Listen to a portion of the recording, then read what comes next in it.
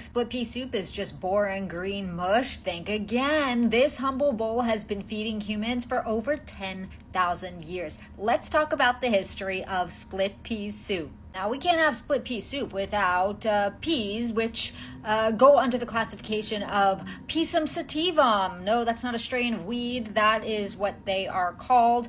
And these have been around in the Near East since 8,000 BCE. By 6,000 BCE, they were farming them, and by 5,000 BCE, they had traveled over to Europe and Asia, and people were keeping them in ancient pantries in clay jars. So you may be saying, all right, already, peas, cool. What about split peas? What's the difference? Wonderful, I'm glad you asked. To get a split pea, you first have to take off the outer husk. To do that, there's a process called winnowing, which sounds very enchanting and romantic. It's kind of like just shaking them around and flipping them up in the air so that thing just like flies off. And then the pea itself is split down the middle. That's all that goes into it. If we flash forward to the 18th, 19th century, then mechanics get involved and we're no longer winnowing. This is going to expedite the process 10-fold, 11, 12, however many folds you like. And splitting the peas, it essentially just makes it faster to cook and make, and it makes it creamier too.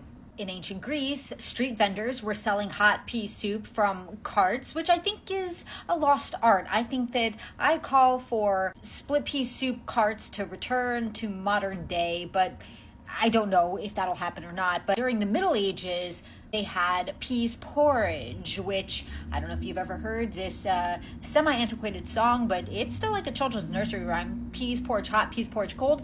Well, that is obviously stemmed from the real life situation where big vats, back in that time, they were doing meal prep before we knew what meal prep was. They would make a huge amount of it and dish it out, and then maybe sometimes they would reheat it up to serve it again, but it was kind of just served whatever temperature it was, sometimes hot, peas porridge hot, peas porridge cold. Ding. Then we start to see in the Netherlands erwtensoep or snurk. We also see it in Sweden at Soppa, and again, same thing. And there it was popularized on Thursdays, traditionally, the day before Fridays, which were meatless. And immigrants coming to America brought their traditions here, and then it became also popular. And if you want to learn more about the history of split pea soup, you can check this full episode out on YouTube at the I Am Sprung channel, or listen as a podcast wherever you get your podcasts. Just search for Sprung on Food.